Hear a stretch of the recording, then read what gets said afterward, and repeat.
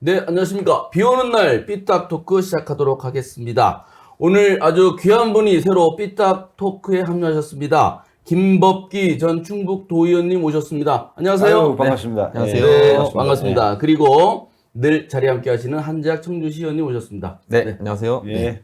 김법기 전 도의원님 너무 반갑습니다. 아유, 오랜만입니다. 아, 예. 우리 충북 지방의원 의정사에 신기록을 많이 작성하셨던 분입니다. 34살에 국회의원 보좌관으로 신기록을 세우셨고 38살에 충북 도의원으로 또 최연소 신기록을 세우셨습니다. 그동안 어떻게 지내셨어요?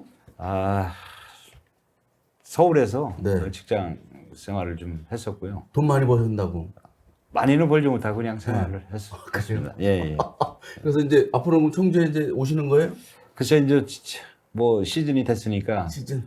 선수들이 모이는 판에 어. 다시 한번 좀 제 역할을 할 수 있는 부분들을 찾아서 한번 아니, 좀 역할을 시즌이라면 해보겠습니다. 그럼 내년에 출마하시는 거 아니에요? 출마는 아니고 뭐 여전히 이제 제가 한번 점프업할 수 있는 그런 기회를 한번 갖기 위해서 지금 구상을 하고 있습니다. 그럼 내년에 또 4월에 총선이 열리니 또 아주 중요한 역할을 또 하시겠군요. 제가 이제 대학교 졸업하고서 네. 그 정당 생활만 한 30년 네. 지금 하고 있었는데 그동안 좀 많은 선거를 해보고 또 재선거도 해보고 뭐 총선, 지방선거, 대선까지도 치러본 경험이 있어서 네. 그래서 이제 나이 더 들기 전에 네. 한번 좀 제 경험과 노하우를 한번 좀 지역을 위해서 한번 해보고 싶은 그런 생각을 갖고 있습니다. 네. 저희가 안 오갖고요. 저희가 스스로 구했습니다. 이제 뭐 저희 이제 해갈됐어요. 가문 우리 바닥 덮고 가문 해갈됐습니다. 김법기 도의원님 아주 잘 오셨고요. 아유, 앞으로 잘 고맙습니다. 부탁드리겠습니다. 아유, 고맙습니다. 한재 의원님하고 잘 호흡이 맞을 것 같아요. 그죠? 네, 기대가 됩니다. 자, 그럼 오늘 저 김법기 도의원님 오신 김에 서울 소식, 서울에서 청주는 어떻게 바라보고 있는지도 좀 궁금해요. 그죠? 우리 맨날 청주 사람들끼리만 얘기했으니까 어떻게 잘 몰랐는데 그 얘기도 간간히 여쭤보도록 하겠습니다. 자, 본격적인 토론 시작하겠습니다. 비만 오면 오송이 생각나요. 오늘 아유, 또 저도 막- 비 올 때 그 생각이 또 아유, 나더라고요. 지금 또 비가 비 오는데. 추적추적 와서 좀 그렇습니다. 지금 오송 참사가 발생한 지 지금 벌써 거의 2달 됐어요. 네. 7월 15일 날 발생했으니까 오늘도 그 저 비가 오는데 오송 참사 시민 대책이 뭐 유가족들 청주지검에서 좀 전에 그 기자회견 했어요. 뭐 도지사, 시장, 행복총장 뭐 이런 사람들 뭐 수사해라 뭐 또 수사 왜 제대로 해라 이런 요구했거든요. 이거 어떻게 되고 있는지도 좀 궁금하고 혹시 사정을 좀 아십니까? 어떻게 보세요? 7월 15일 날 사건이 발생하고 나서 7월 20일 날 바로 이제 유가족 분들이 수사 결과에 대해서 투명하게 공개하라고 기자회견을 했었었는데 지금까지 어떠한 결과라든지 아니면 수사 상황에 대해서 외부로 유출된 것은 없고 그 다음에 뭐 도의회에서도 도정 질문이 있었고 시의회에서도 시정 질문이 있었지만 다들 이제 수사 중인 상황이라고 하면서 함구를 하고 있기 때문에 이 상황이 어떻게 진행되고 있는지는 수사기관밖에 알 수 없는 좀 안타까운 현실이라서 오늘 유가족들이 기자회견을 해서 한 번 더 입장 표명을 한 것이 아닌가 그렇게 생각을 좀 하고 있습니다.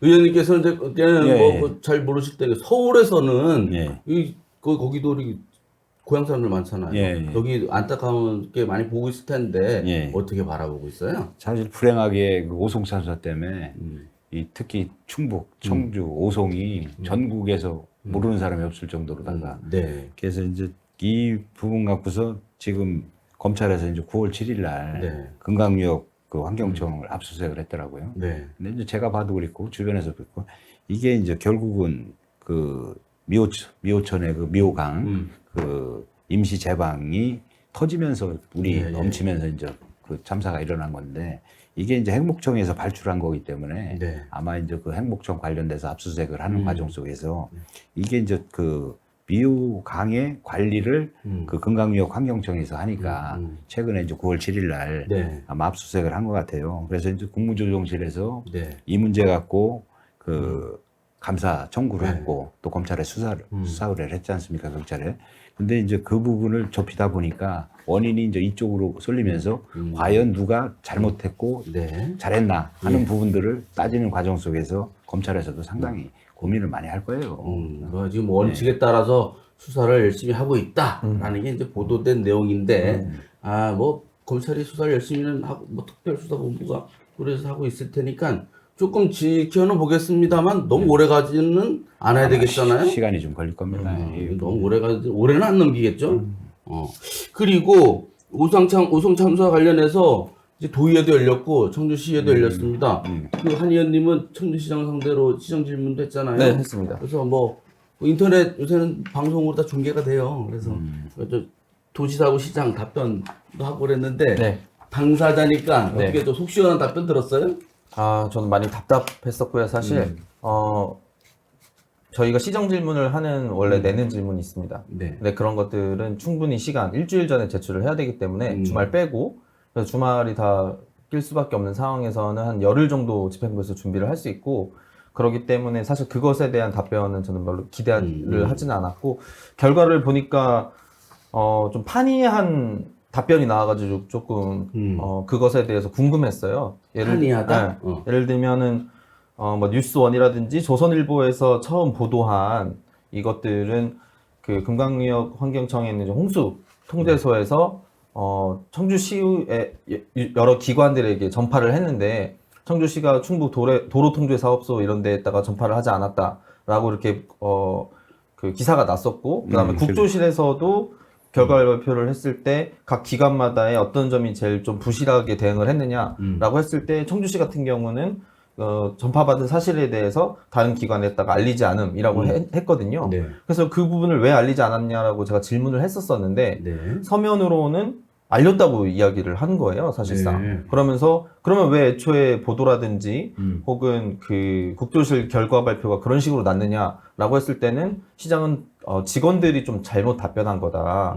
그 다음에 자기는 국조실이 결과 발표한 것에 대해서 좀 잘못됐다고 생각을 한다. 그리고 그것에 대해서 할 말이 많다라고 이야기했고, 그 부분에 대해서는 전혀 문제가 잘못한 점이 없다라고. 그래서 이게 팩트 체크가 좀 다른 부분이거든요. 법적 책임이 없다라는 것 말고도 네네.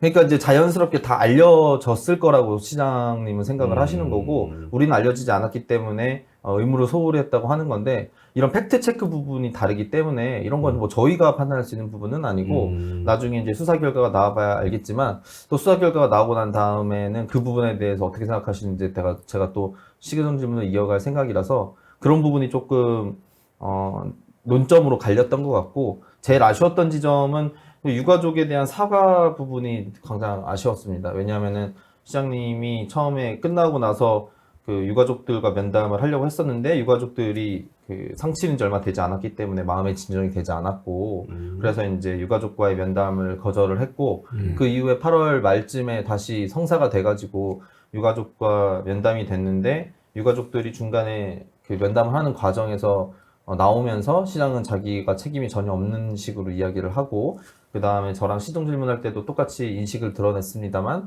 본인은 사과를 했기 때문에 더 이상 할 것이 없다라는 태도를 일관을 했거든요.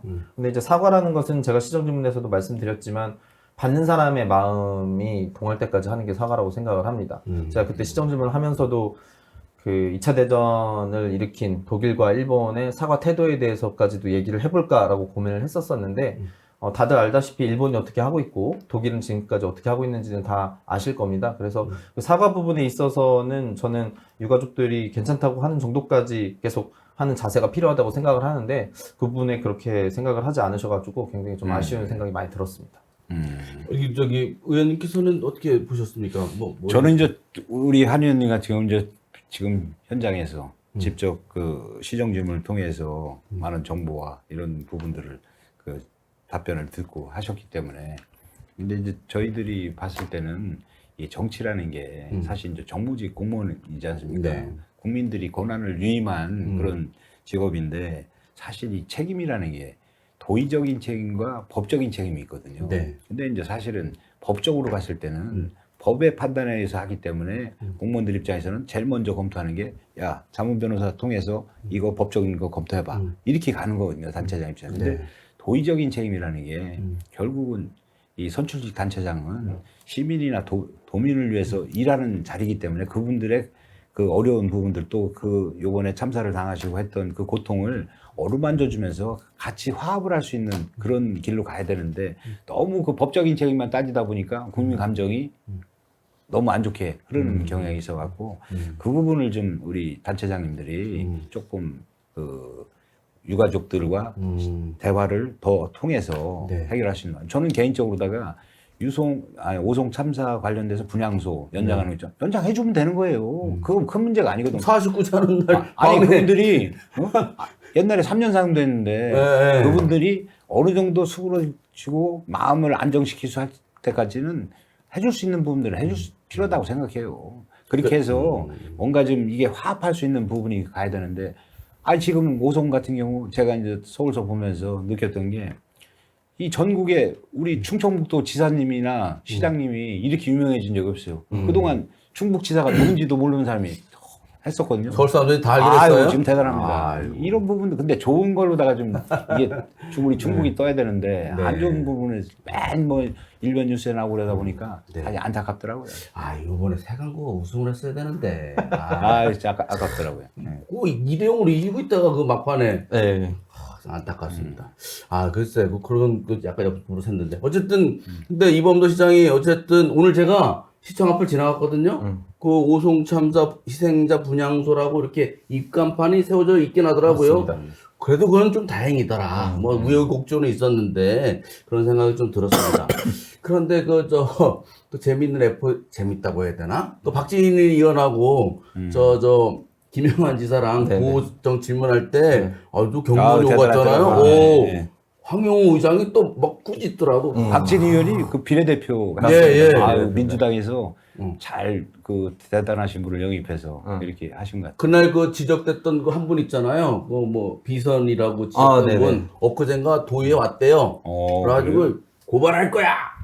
큰 소리 치고 가셨대요. 고발 할래는지 안 할래는지는 몰라도. 어디나 비선 뭐 문제는 항상 나오는 것 같아요. 보니까. 그래서 지금 또 그런데다가 지금 이제 김영환 지사에 대한 주민소환 운동이 또 벌어지고 있지 않습니까? 그래가지고 이제 뭐 주민소환 운동본부 준비위원회가 다음 달쯤 되면 이제 운동본부를 확대 개편한다고 하고 글쎄요, 그렇게. 돈에 나오더라고요. 전체적으로 뭐 이렇게 한다고 하고 이게 120일이죠? 예 그리고 어젠가 누구죠 그 유명한 사람 그 누구 있잖아요 저 TBS 있다가 나온 사람 김호준 네네. 거기에 출연했나 봐요. 그래서 오. 오늘 페북에 보니까 또 서명하겠다는 사람이 많아졌다고. 뭐 그래가지고 그렇게 해서 주민소환 운동이 이제 또 활성화되는지 뭐 그러는데 주민소환 운동 어떻게 될 것 같아요? 글쎄요, 이제 이 주민소환 운동이 그 추진되는 자체가 사실 어떻게 보면 충북도 망신 아닙니까, 이게? 근데 이제 지금 주민소환제가 이루어지면서 사실 이제 김영환 지사 같은 경우 제가 이제 경선할 때 좀 지근거려서 네. 좀 뵀었어요. 그때 캠프에서 뵀잖아요, 제가 또 제가 의원님. 예. 뵀었는데 뭐 저도 이제 그 캠프 경선 캠프 하면서 나름대로 이제 김영환 지사랑 소통도 하고 하면서 제가 옆에서 봤을 때 저분이 이제 괴산 청천 분이거든요. 네. 그러니까 이제 시골에 짜장면집 아들이더라고요. 그래서 이제 이분이 그래도 공부를 잘 하셔갖고 청주고 나오고 또 서울에서 이제 연대 치대 나오셔갖고 치과의사 하시면서 또 대학교 때 그 민주화 운동 해서 그쪽에 이제 투옥 경험도 있고 그때 인연 오다가 우리가 그 지난번에 지사 나왔던 노영민 실장이랑 학교 선후배 관계에서 그런 친분한 관계도 있었고 이분이 이제 어떻게 보면 그 김대중 정부 시절에 네. 상당히 그때 이제 40대 장관도 하시고 국회의원도 하시면서 충북에 어떻게 보면 큰 자원이거든요. 네. 근데 이제 그분이 수도권에서 활동을 하시다가 이제 계속 하다가 이제 마지막에 고향을 위해서 자기가 마지막 정치를 한번 마무리하겠다 해서 이제 고향으로 오시면서 네. 많은 주변에 그런 뜻을 갖고 있는 분들이 많이 또 합류를 해서 그 지난 지방선거를 치렀었는데 네. 너무 안타깝죠. 제 입장에서도 저분 정도면 좀 잘하겠다 이렇게 생각을 했는데 주변에서 너무 지금 실망들을 많이 하니까. 근데 이제 그 원인이 뭐 여러 가지 원인이 있겠지만은 저는 이제 그렇게 생각해요. 말을 잘하는 거랑 말을 많이 하는 거랑은 좀 틀리지 않습니까? 그건 뭐 여러분들한테 맡기겠는데 그 부분이 상당히 그 김영환 지사가 지금 이렇게 코너에 몰린 원인이 아닌가 이런 생각을 오송 갖고 있습니다. 참사랑 별개로 이제 그런 원인들이 결국 이제 제가 좀 깜짝 놀란 게 그 충북학사 MBC 뉴스를 보는데 충북학사에서 그 국회의원들 초청을 해서 밥 간담회를 따로 먹은 하는데 거. 야, 저걸 보면서 저걸 정무라인에서 아니면 의전 관계 내에서 문재인 그 정권에서는 탁현민이라는 비서관이 있지 네. 않았습니까? 근데 김영환 그 도지사 우리 도청에 최소한 탁현민 같은 그런 사람들을 좀 발굴해서 저거는 기본이거든요, 사실은. 저도 깜짝 놀랐어요. 저거를 처음에는 가짜뉴스 아닌가 이런 생각도 들었어요. 기본적으로다가. 그거는 선출직 그 공무원이나 이런 분들이 단체장들이 봤을 때 학생들이 있는 데서 그거를 먹는 것 같고 서로 그 비교해서 한다는 거는 참 문제가 있지 않는가. 안타깝습니다. 하여튼간. 학생들에게 특식을 좀 같이 좀 나눠 먹었으면 예, 그죠? 예. 좀 더 잘해줬으면 좋았을 건데 하나 안타까운 이게 주민소환운동 관련돼서 제가 좀 찾아봤어요. 네. 근데 이제 지금 벌써 한 20억 정도를 도에서 성만에다가 지급을 했더라고요. 네. 그분들 뭐 받는 분들 뭐 인건비라는 뭐 이런 것 같아요. 그 아니 비트가. 이제 주민소환 운동하는 사람이 불법 행위를 네. 하는지를 감시하는 글쎄, 비용이래요. 글쎄 네. 이제 그런 인건비 같은데 이게 얼마나 낭비입니까? 그런데 이게 만약에 주민소환제가 돼서 정식으로 돼서 이게 투표까지 가면 한 100억, 140억 그 정도 네. 비용이 들어간다고 그러더라고요. 그 지금 지사나 뭐 각 시군의 단체장들은 국비 확보하려고 그래, 예산 확보하려고 한 푼에 더 하려고 국회 오르내리고 기름값 내밀어가면서 국회 가서 살고 뭐 장관들 만나고 총리 만나고 저도 보좌관 할 때 이제 그런 경험을 많이 하고 도의회 있을 때도 많이 경험을 했는데 이게 140억이 사실 애들 이름도 아닌데 이거를 갖다가 낭비하면서까지 과연 주민소환제 할 것이냐. 저는 제 판단에 저는 그런 생각을 갖고 있는 게 뭐냐면 지금 김영환 지사가 이 정도까지 오는 단계에서 본인이 만약에 이렇게 된다고 그러면 지금 언론이나 아니면은 본인이 도지사 입장에서 발표를 하는 거예요. 도민들이 이렇게 생각하고 있는 거에서 정정하게 사과를 하고 제가 앞으로 어떻게 하겠다 이런 부분들을 어떻게 하겠다 해서 사람들을 만났어야 되는 거예요. 그래서 주민소환제까지는 오지 않게끔 했어야 되는데 이런 부분들이 지금 이제 주민소환제 한다고 그러니까 또 반대하는 분들이 기자회견하고 얼마나 낭비입니까 이게. 참으로 안타깝습니다. 이 부분. 네. 그렇군요. 김영환 지사님을 디펜스하러 오신 것 같기도 하고 혼내러 오신 것 같기도 하고. 그게 아니라 이제 제가 일반 도민으로서 보는 시각인데 저도 이제 국민의힘 당원으로서 또 김영환 지사가 도지사 되는데 이제 경선할 때 참여했던 사람으로서 예, 그런 부분들이 좀 안타깝고 이분을 지금 커버해 줄 수 있는 게 아 잘하신다 이렇게 하면 안 된다 반대하는 이게 아니라 정확한 맥을 짚어줘서 그 주변에 있는 분들이 그런 분위기를 만들어야 돼요. 그러니까 잘못 얘기가 전달이 되면 본인은 그렇게 생각하고 내가 잘못한 게 뭐가 있는데 이런 식으로 다 생각을 하고 또 주변 분들이 전달을 하면 이게 큰 오산이거든요. 민심이랑 떨어져 있는 생각을 갖고 있어요. 아니, 또 저희가 옛날 저기 스튜디오는 꽤 멀었잖아요. 예. 여기서는 뭐 400m밖에 안 되는데. 근데 김영환 지사 주변에 그런 사람 없어요? 글쎄 이제 저는 이제 그 이후로다가 제가 이제 본업으로 돌아가서 서울서 있으면서 들리는 얘기로는 특정인이 이제 또 개입을 해갖고 인사권이나 뭐 이런 부분에서 많이 얘기가 들리더라고요. 그래서 뭐 이거는 정확한 내용은 아니지만 또 뭐 이제 그 충북이 뉴스나 이런 데서 기사를 이렇게 보면서 야, 이거 너무 이게 참 문제가 많은 거 아닌가 이런 생각을 좀 많이 갖고 있습니다. 갑자기 김남국 기자만 또 뜨네. 하여튼 그 요새 그 사표를 낸 사람 많대요. 네. 사표를 내려서 그래서 많이 내셨더라고요. 돌려받는 사람들도 많다는데 자리가 생길지도 모릅니다. 아니 저는 뭐 그런데 이현웅 대표가 그 얘기를 그 기자회견만 했더라고. 뭐 방해하는 세력들 가만두지 않겠다 이런 식으로 했는데 거기에 뭐 국민의힘뿐만이 아니고 뭐 민주당이든 누구든 방해하면 가만두지 않겠다 이렇게 했어요. 민주당은 도와주는 거예요, 안 도와주는 거예요? 사실 제가 저번 방송에 말씀을 드리고 난 다음에 뭐 사실 저는 별로 신경을 쓰지 않았는데 저에 대해서 이 방송 내용에 대해서 좀 비판을 하시는 분들도 계셨고 네. 그 부분에 있어서 뭐 격려나 응원을 해주신 분들이 있었고 아니면은 조금 더 다르게 얘기를 했으면 좋았지 않았겠느냐 이런 식의 질문과 전화 같은 것들을 많이 받았습니다. 그래서 민주당 입장에서는 우리 민주당 차원에서 진행하는 일은 아니기 때문에 예, 다소 이제 거리를 두고 있는 상황이고 제가 저번 방송에 나가가지고 이 준비가 좀 덜 된 거에 대해서 좀 좀 지적을 하셨죠. 네, 지적을 했는데 마치 그것이 민주당 내 분위기가 이것에 대해서 조금 미온적인 태도를 갖고 있는 것이 아니냐라고 해석될 수도 있다. 이렇게 비춰져가지고 우려의 전화를 좀 주셨었는데 그런 거는 아니라고 생각을 좀 하고요. 그 다음에 이 주민소환 운동이 새롭게 이제 확대 좀 개편이 되는 것 같아요. 예, 그래서 이 부분에 있어서 조금 저는 긍정적인 시그널이라고 생각을 하고 다만 앞서 말씀하신 것처럼 이 부분이 이렇게까지 전개된 거에 대해서 왜 이렇게까지 왔는지를 다시 한번 좀 돌아보고 하는 과정이 꼭 필요하다 이런 생각이 조금 더 듭니다. 아니 그리고 중대재해법으로 그 성남시장인가 기소됐다면서요? 예. 뭐 그래서 앞으로도 뭐 어떻게 될지 모르는 거죠 지금. 지켜봐야죠. 중대재해처벌법으로 그게 생긴 것도 얼마 안 됐고. 제가 하나 좀 네. 물어볼게요. 우리 한이는 네네. 그 지금 그 주민소환제 네네. 아까 추진한 이현웅 씨라고 네네. 했죠. 뭐 저는 개인적으로 잘 모르는데 네. 이분이 저기 민주당에 네. 뭐 또 국회의원 예비후보까지 등록하셨던 분이라고. 전에 알고 이제 있는데. 등록도 하셨었고 네, 지금 그다음에 현재 민주당원이시죠? 당원이시고 근데 뭐 그렇습니다. 이런 분들이 음. 그 주민소환제에 앞장서서 이렇게 하면은 상당히 네. 민주당 내에서도 오해나 이런 네. 부분들을 많이 받을 텐데 그런 얘기는 없습니까?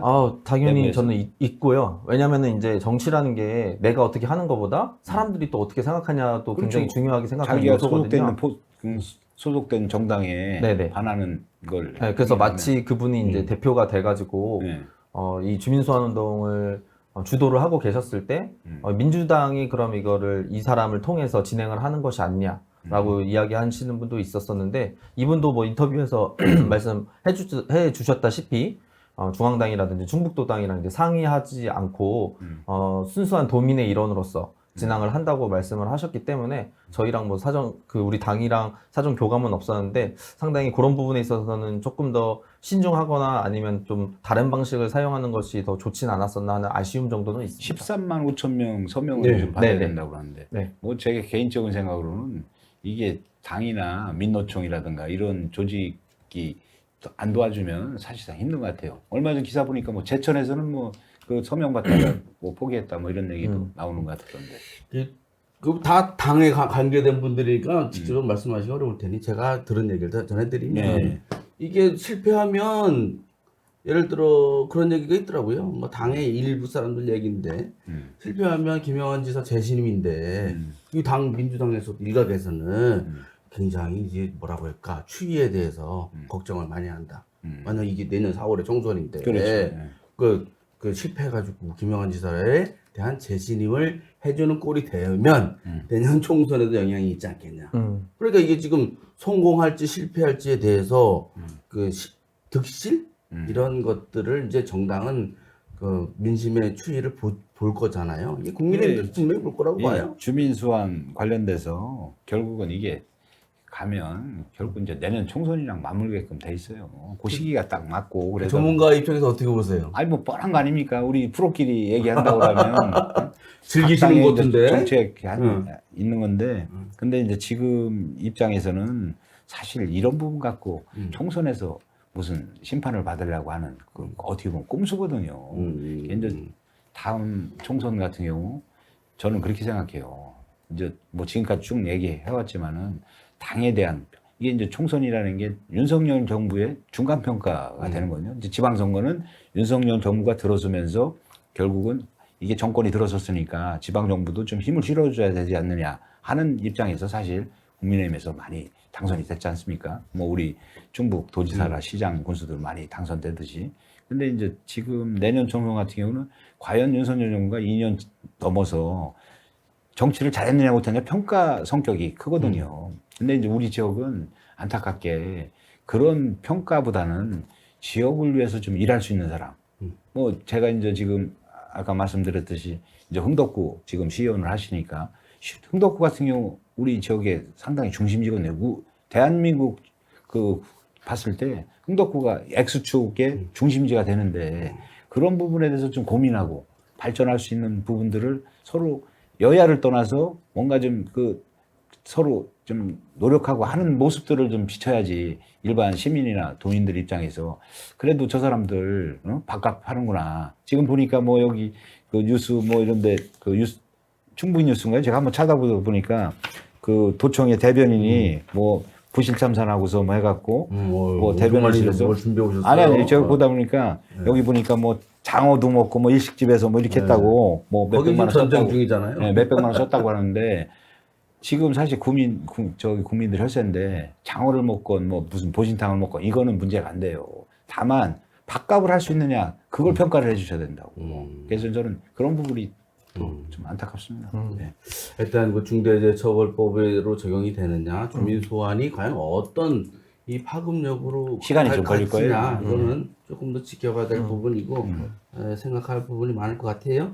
자연스럽게 내년 총선 얘기로 넘어가도록 하겠습니다. 액수축, 오송은 여러모로 또 내년 총선까지 연결돼가지고 상당히 지금 중심이 되는 것인데 그러다 보니까 지금 내년 총선에 일단 청주를 중심으로 말씀을 나누자면 자연스럽게 흥덕구 얘기를 하지 않을 수가 없습니다. 김동원 아시아투데이 부사장님 며칠 전에 저랑 인터뷰를 했잖아요. 네. 그날 이제 국민의힘 흥덕구 입당했어요. 흥덕구죠? 네, 흥덕민주당, 흥덕구입니다. 네. 더불어민주당 네. 흥덕구인데 흥덕구 얘기를 먼저 하죠, 뭐 그죠? 예. 국민의힘 같은 경우는 김정복 당협위원장 계시고 그렇죠. 송태영 전 도당위원장님 예. 두 번이나 거기 출마하셨잖아요. 예. 그리고 또 여러분들 다른 분들도 뭐 나오려고 하는 분들이 있는데 거기는 왜 이렇게 국민의힘에서 많이 나오려고 그래요? 이제 아무래도 정치 신인 입장에서는 현역 의원이 있는 데보다는 자당에 네. 그 원외 쪽에 있는 데를 많이 몰리겠죠. 기회가 좀 충분히 또 나올 수 있는 부분이 있으니까. 특히 이제 흥덕구 같은 경우는 제가 이제 국회의원 보좌관 할 때 네. 2000년도부터 2004년까지 했거든요. 그 당시 때 이제 윤경식 16대 때 윤경식 국회의원 제가 보좌관 했었는데 그때 흥덕구에서 당선이 됐어요. 네. 근데 이제 흥덕구가 인구가 많다 보니까 2004년도에 분부가 된 거예요. 그 당시 때 이제 윤경식 의원이 1등, 네. 2등이 이제 돌아가신 조성훈 자민련 의장님이 그때 했고, 3등이 그때 노영민 의원이 했었습니다. 근데 이제 노영민 의원이 분구가 되면서 그 윤경식 의원이랑 이제 그 주성중학교 선후배 관계예요. 또 청주고등학교 선후배 관계고. 그 당시 때 이제 제 기억으로는 지금 국회의원 하는 이장섭 의원이 그때 이제 보좌관이 아니라 네. 이제 그 노영민 실장의 사무국장 역할을 한 거죠. 이제 현역이 안 했으니까. 네. 저한테 전화가 와서 윤경식 의원 어디 지역구를 지금 나오려고 하느냐. 분구가 되니까 그 당시 때 이제 윤경식 의원이 그 분평동에 살았거든요. 그러니까 당연히 이제 지금 서원구죠. 서원구 쪽으로 하니까 그러면 노영민은 저쪽 지금 흥덕구 쪽으로 이사를 가서 거기서 출마를 하겠다. 이런 뭐 비하인드 스토리도 있는데 그렇게 하면서 이제 20년 동안 네. 계속 민주당이 된 거예요. 그렇죠. 그쪽이. 네. 노영민 의원 3번, 도종환이 두 번. 도종환이 비례대표 한 번 했으니까. 그렇죠. 예. 그래서 뭐 저도 듣기로는 그 노영민 의원이 그 책 사건만 없었으면 계속 나왔을 텐데 그 출판기념회에서 뭐 국회에서 뭐 카드를 긁어갖고 뭐 그때 문제가 되고 해서 결국 이제 출마 못하고 하면서 도종환 의원이 이제 비례대표 하면서 지역구를 물려받은 걸로 알고 있는데 그런 과정 속에서 아마 그 노영민 의원이 이제 이장섭 지금 서원구 의원이 흥덕구 관련돼서 좀 정무부지사 하면서 총선 출마해서 흥덕구에서 출마하려고 했더니 이제 도종환 의원이 자기가 지역구니까 해서 이제 서원구로 또 옮기고 뭐 그 당시 때 이제 오재세 의원 같은 경우 이제 그 뭐랄까 공천에서 또 전략 공천으로 배제되고 뭐 이런 게 있었던 걸로 알고 있는데 지금 흥덕구 같은 경우는 아까도 말씀드렸듯이 지금 어떻게 보면 충북에 여기가 그 핵심이라고 생각을 하거든요. 제 입장에서는. 그래서 이 부분을 갖고 정쟁이나 뭐 이런 거 당을 떠나서 과연 이제 흥덕구를 어떻게 발전시킬 수 있냐 하는 인물을 좀 선택할 수 있는 그런 기회다 하는 게 이제 제 생각이고 또 제가 그 당에 좀 건의를 할게 내년 총선은 인물론으로 가야 된다. 네.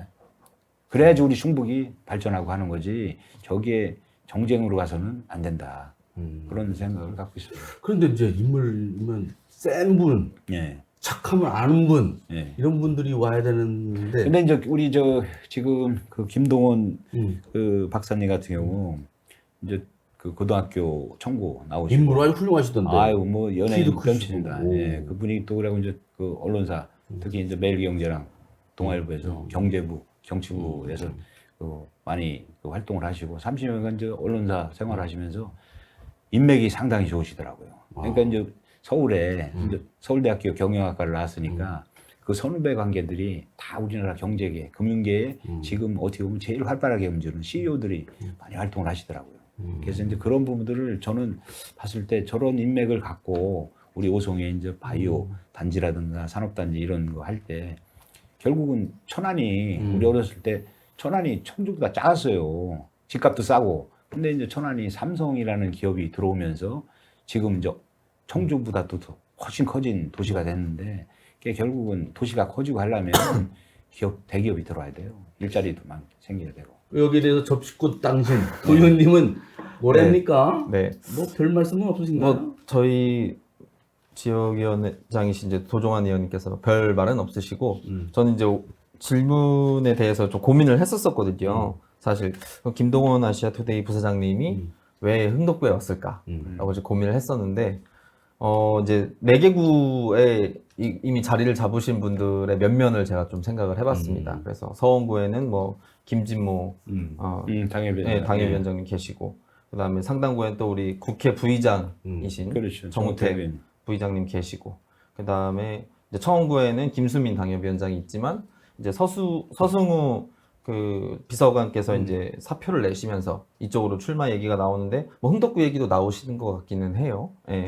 그리고 이제 흥덕구에는 김종복 당협위원장님이 계신데 그 중에서는 사실 지역을 어디를 선택을 하느냐 했을 때는 이길 수 있는 가능성과 그다음에 그 경선에서 이길 수 있는 가능성과 그 이후에 본선에서 이길 수 있는 가능성까지 다 계산을 안 할 수가 없습니다, 정치인. 예. 그런 거를 여러 가지로 고려해 봤을 때 흥덕구를 선택하는 이유는 경선에서 조금 더 유리한 면이 있다고 생각하지 않았을까, 이런 면을 조금 생각을 하고요.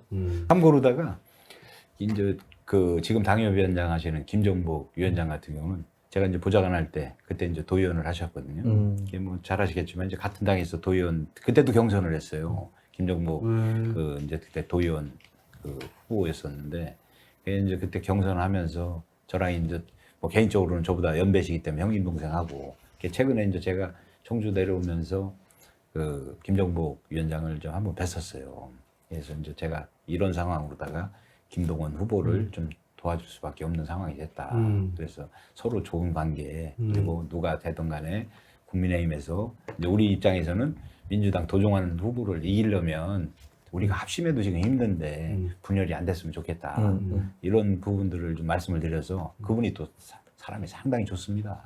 개인적으로는 뭐 제가 진짜 좋아하는 형님인데 그런 부분들을 서로 이제 그 하기로 했고, 두 번째로 이제 송태영 선배 같은 경우는 저희 또 대학교 선배예요. 아주 오늘 뭐 다 그냥 커밍아웃하러 오신 것 같다. 나 이렇게 했다고 그냥. 아니 이제 왜냐면 이게 이제 삐딱 토크인데 실질적으로다가 우리 방송 들으시는 분들이 그 일반적인 언론이나 이런 데서 했던 그런 얘기 재미없어요. 재미가 없지 않습니까? 그래서 이제 자연스럽게 제가 말씀드린 송태영 선배 같은 경우도 상당히 그분이 장점이 상당히 친화력이 있어요. 뭐 대선 캠프에서 하면 역대 대선 캠프 이명박, 박근혜 뭐 이렇게 캠프에서 보면 상당히 역할도 많이 하시고 했는데 흥덕구에서 제가 알기로는 2번 기회를 놓치신 걸로 알고 있는데 개인적으로 그래서 이제 저분이 서울에 서대문 쪽에 정보원 의원이랑 친했거든요. 그쪽에서 준비하시는 걸로 알고 있었고 며칠 전에 또 통화를 한번 했어요. 아 형님 그저 흥덕구에 나온다는 게 사실이냐? 그랬더니 본인이 저 서울에서는 좀 잘 안 돼 갖고 마지막에 이제 고향에 두 분이 출마했던데 이곳에서 한번 그 자기 마지막을 정치를 좀 해보고 싶다 하는 말씀. 그래서 이제 그 얘기 듣고서 이제 이 당내에 주자들이 많으면 오히려 또 저는 환영을 하는 입장이거든요. 그래서 당이 더 발전할 수 있는데 이 경선 후유증이라는 게 있지 않습니까? 있습니다. 제가 이제 좀 우리 뭐 야당 얘기하세요 그렇지만 이재명 대표도 사실 대장동이나 이런 게 경선 때 나온 얘기 아니에요. 네? 그래서 이제 그런 부분들이 있는데 서로 좀 그 좋은 면만 좀 부각을 해서 저 당원들한테 좋은 판단을 좀 받을 수 있게끔 노력했으면 좋겠습니다. 네, 그렇습니다. 하여튼 한쪽으로 쏠렸네. 흥덕구 국민의힘은 알아서 잘하시기 바라고. 네. 하여튼 우리 김법깃 의원께서는 그렇답니다. 그다음에 이제 요새 또 핫한 곳은 이제 청원구예요. 청원구, 네. 여기는 뭐 여야가 뭐 하여튼 다 핫해요. 여기가 왜 핫하냐면 지금 처음으로다가 용산에 예. 그 멤버가 이제 지금 딱 추사표를 던지는 시기란 말이에요. 그러게요. 그러니까 많은 그 매스컴이라는 데서 주목을 하고 있죠. 서승우 대통령실 비서관이 뭐 저는 저 혼자 쓴 줄 알고 뭐 어제 막 신나서 썼더니 뭐 나왔더라고. 네. 저기 뭐죠? 그 명태 신청했다고. 명태를 네, 맞습니다. 이번 달 1일 날 이미 신청을 했으니 그러면 다음 달에 나오는 거잖아요. 그렇죠. 추석 끝나고 이제 나와서 이제 청주 청원구에 돌아다니는 모양이에요. 아마 정치적인 계산이 있을 거예요. 왜냐면 추석 그 민심에 본인이 이제 총선 얘기 나오고 그럴 때 그좀 플랜카드를 주목하시면 될 것 같습니다. 그러네 이제 네. 추석 때 뭐 잘 오셨습니다. 플랜카드를 뭐 이제 거시면 걸어야 되니까. 시동을 건 걸로 보시면 될 것 그렇죠. 같습니다. 네. 그러니까 이제 데뷔를 하는 거네. 네. 그러면 서승우 비서관이 네. 청원구에 거냐, 흥덕구에 거냐 그렇죠. 봐야 되는 거네. 네, 맞습니다. 청원구에 걸겠죠. 네. 네, 뭐 일단 고향이 아마 북일 쪽. 예, 부기가 거기에 그 세건고 저 야구 응원하러 왔대요. 그때 이제 중간에 갔는데 갈 때까지만 해도 이겼답니다. 그렇죠. 9회까지는 2대0으로 이기고 있었죠. 아 이긴다고 해서 이제 갔는데. 근데 진 9회 거야. 말에 뭐 동점되고 네. 실패해졌다고 하니까 맞습니다.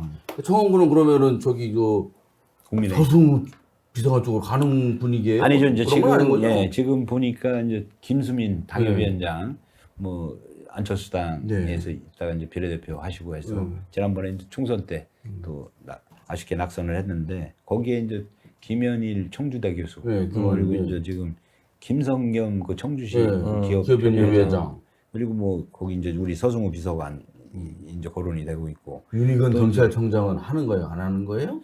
제가 볼 때는 뭐 안 하는 것 같아요. 안 하는 쪽으로 갈 것 같아요. 지금. 지금 힘들다고 보는 게 본인도 이태원 참사도 있는데 뭐 사실 뭐 그거는 이제 윤희근 청장님이 많이 커버를 친 거거든요. 본인이 네. 스스로. 그런데 제가 이런 판에서 봤을 때는 그렇게 해가지고 내보내려고 하면은 좀 어려운 판보다는 좀 쉬운 쪽으로 좀 내보내려고 하는 게 더 맞다고 보는데 그 청주는 사실 그렇게 쉬운 쪽으로 할 수 있는 이 지역이 별로 없기 때문에 좀 힘들지 않을까? 현역이 전부 뭐 민주당 쪽이고 이쪽 상당은 빼놓고 그러니까.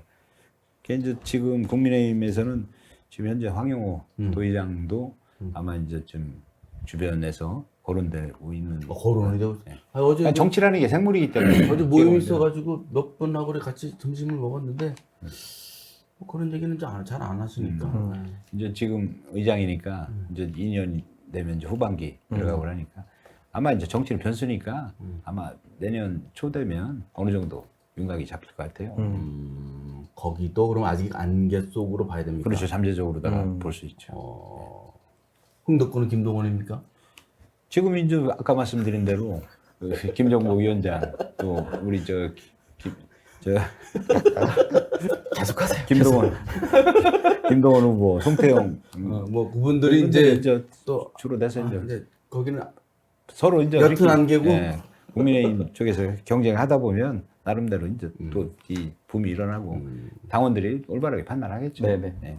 거기 저 민주당은 변재열 의원이 텔레비에 자주 나오더구만. 네네. 뭐저 당대표 때 네. 자주 나오던데 네. 텔레비전에. 거기는 뭐 거기 결정된 거예요 그러면? 아닙니다. 저희도 결정은 된 게 전혀 없고 없는 거죠? 네, 1월 31일까지 그 6개월 당원의 그 집계를 해가지고 당비 낸 사람들 집계를 해서 이제 경선을 할지 아니면 뭐 전략 지역을 할지 이건 이제 고민을 해야 되는 거고 그건 뭐 공관위에서 할 일이긴 한데 저희는 지금 후보가 현역인 이제 오선 변지일 의원님 계시고 전 청와대 선임 행정관인 그 유행열 행정관님 계시고 그다음에 전 청와대 행정관인 송재봉 행정관님 계시고 지금 충북도당 수석 대변인 허창원 전 충북도의원 허창원 이렇게 갖고 네 분이 계시기 때문에 사실 4개 구 중에는 제일 치열하네요. 제일 치열합니다. 거기도 뭐 네. 대단해요. 아니, 상당구도 좀 치열한데 청원구도 치열하고 대신에 이제 성원구랑 흥덕구는 현역 의원의 뭐 도전하는 주자는 없는 것으로 아직까지는 파악되고 있고 그래서 상당구랑 청원구가 굉장히 좀 치열한 상황입니다 지금. 거기 보니까 유행열 전 행정관하고 송재봉 행정관 아예 그 오창으로 이사를 갔더라고요. 그렇겠죠. 그럼 아예 이사를 갔으니까 거기는 진짜 칼을 뽑았어. 그죠? 맞습니다. 상당히 열심히 하는데 그 5선 관록의 그분이 황용호 의장님 말씀에 따르면 행사는 제일 많이 다닌대요. 변재료 의원이. 네, 그러니까 이제 그 정보가 제일 많겠죠 아무래도. 그렇죠. 그렇죠. 근데 그분이 나이가 제가 알기로는 48년생인가 이렇게 그렇죠. 알고 있는데. 제일 뭐 정확한 연생은 모릅니다만 어쨌든 70대 초반인 건 맞습니다. 제가 알기로는 48년생으로 알고 있는데, 근데 이제 그 변재료 의원 같은 경우는 외모상으로는 상당히 그 나이가 안 들어 보이고 활동도 아주 활발하게 하시는 것 같더라고요. 그 단동네도 얘기하죠. 안 그러면 또 서울일 테니 그 쉬운 데부터 가죠. 서원구. 서원구. 뭐 1대1인가요? 아니면은 서원구의 국민의힘은 지금까지는 당협위원장의 당연히 아니, 최현호 저기가 계시잖아요. 최현호 전 그전 정무 위원장은 어떻게 할 것 같아요? 정무수석. 예. 글쎄 이제 지금 그 서원구 같은 경우 이제 최원호 위원장 같은 경우는 이제 뭐 잘 아시겠지만은 많이 출마하면서 상당히 또 아깝게 고배도 마실 경험도 있고 그래서 이제 당에서 뭐 조정은 할 것 같아요. 근데 이제 뭐 무리하게 경선이라든가 이런 걸 통해서가 아니라 아까도 말씀드렸듯이 이제 세대 교체라는 게 인물이 있고 그리고 이제 나이가 있지 않습니까? 근데 이제 지금 입장에서는 제가 보는 시각에서는 새로운 인물로다가 좀 뉴페이스로다가 좀 뭔가 변화가 있어야지 국민의힘도 정치권에서 나름대로 희망이 있지 않느냐 이런 생각을 갖고 있기 때문에 뭐 당에서 잘 조율을 할 것 같습니다. 우리 최원호 선배도 그래요? 상당히 이제 그런 부분에 대해서는 본인도 이제 잘 알고 계실 거니까. 예. 제가 기사도 썼는데 최현우 위원장의 그 도산하기관장 설이 있었잖아요. 예. 본인은 뭐 들은 바 없다고 하는데 네. 어떤 분이 그 얘기하더라고. 아니 뭘 보내려면 국가기관장을 보내야지 예, 왜 도산하기관장이냐 이거 뭐 자존심 상하게 하는 거냐. 좀 보내드리려면 좀 센 데로 보내드려라 라는 얘기를 했고 김진모 당협위원장 같은 경우는 분평사거리 그 현대자동차 사무실 내셨더라고요. 거기에 길목 좋은 데다가 네, 냈거든요. 봤습니다. 그러니까 이제 변호사니까 맞습니다. 변호사 사무실을 네, 내서 맞습니다. 내신 것 같더라고요. 거기 건물은 밑에 건물은 다 앉았던지 뭐 제가 원래 서원구 출신이라 네. 좀 그 주변에 얘기 들어봤더니 거기가 이제 현대자동차 예, 그렇죠. 그 매장이 아마 그 건물을 다 쓰게끔 이렇게 돼 있는 것 같더라고요. 그 이장섭 위원님은 뭐 잘 지내시고 그럼요. 거기도 뭐 도전자는 없는 거잖아요. 도전자 없습니다. 허창원 도의원이 저리로 갔으니까 네, 원래는 이제 서원구에서 도의원 활동을 하셨었는데 음. 청원구로 가시는 바람에 원래 청원구랑 무슨 연고가 있나요? 우리 호창원 저는 잘 모르겠어요. 네. 알겠습니다. 거기는 뭐 1대1 가능성이 제일 높은 거네요. 지금 상황으로는 이제 그런 구도로 갈 확률이 크죠. 한번 해볼 만하죠. 거기는 서로 해볼 만하다. 한 번 초선이고 한 번 첫 도전이고. 그렇군요. 아이고 말만은 무심천을 건너서 한강구를 가자니 거기도 참 치열하죠. 국민의힘은 그저 육선 의장님 배출되는 겁니까? 이제 그 정우택 부의장님이 네. 이제 지금 아마 이제 거의 출마를 굳히신 것 같아요. 네. 그래서 뭐 상당히 또 지역 활동도 뭐 여기 상당부잖아요, 저희가 열심히 지금. 그렇죠. 여기 상당부죠. 대성동. 열심히 하시고 또 나름대로 하시는데 안타까운 게 이제 윤곽근 위원장이죠. 그런데 지금 무슨 토크쇼 같은 거 하시던데 계속? 이제 활동은 또 거기도 열심히 하시는 것 같은데 문제는 이분이 이제 지금 그 사법적으로다가 대법원에서 아직 아직 결론이 안 났어요? 안 된 것 같더라고요. 그게 이제 상당히 좀 부담을 가지시는 것 같고 이게 이제 저희 국힘 입장에서는 조금 조정이 좀 서로 되고 그랬으면 좋았을 텐데 시기를 놓친 것 같아요. 그리고 그 이제 검찰 출신들을 많이 공천하면 뭐 이렇게 검사들만 자꾸 공천하냐? 그 얘기도 이런 있었어요. 그런 이제 리스크가 좀 있겠죠. 검찰 또 아까 얘기했던 윤희근 청장 같은 경찰이란 말이에요. 경찰 검찰들만 자꾸 공천하는 것도 부담스러워가 있어서 그런 또 그런 게 두 분이 만약 어쨌든 지금 현재는 두 분이 이제 거론이 되고 있는 거죠.